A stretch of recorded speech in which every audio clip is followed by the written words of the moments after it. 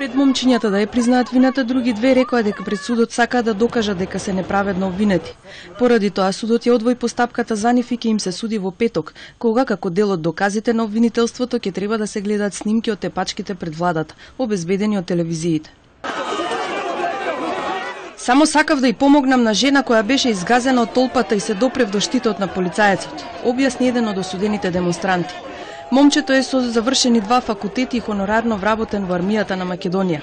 Дента која беа протестите со велосипед пристигнал пред владата мирно да протестира, но групата демонстранти наеднаш се судриле со полицијата и момчето се нашло на средина.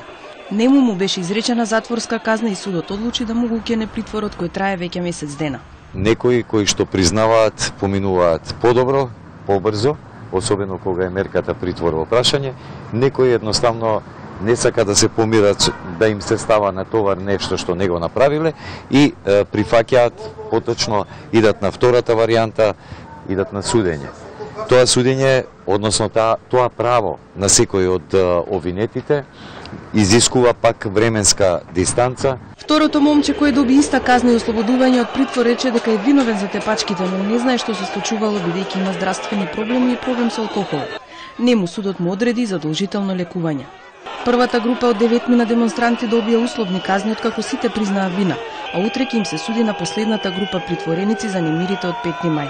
Сите се обвинети дека со метални шипки, плочки, домати и јајца ги нападнале полицајците, кои ја обезбедуваа владата за време на протестите за смртта на Мартин Нешковски.